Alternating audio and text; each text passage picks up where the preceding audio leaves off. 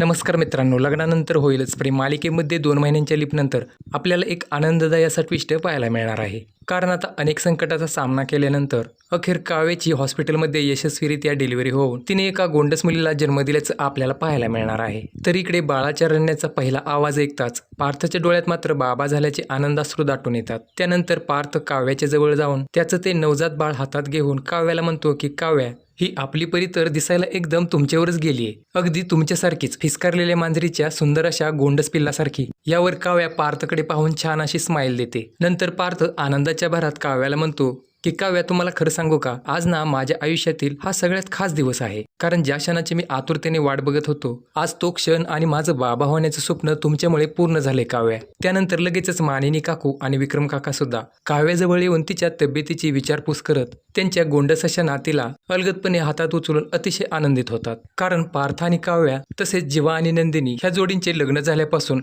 त्यांच्या मुलांचे आजी आजोबा होण्यासाठी हे दोघे जण ज्या क्षणाची आतुरतेने वाट बघत होते, अखेर काव्याने त्यांचे सुद्धा हे स्वप्न पूर्ण केलेलं असतं. त्यामुळे आता देशमुखांच्या घरात छोट्या परीचं आगमन झाल्यामुळे मालिकेत पुढे आणखी खूप मोठा ट्विस्ट आपल्याला पाहायला मिळणार आहे.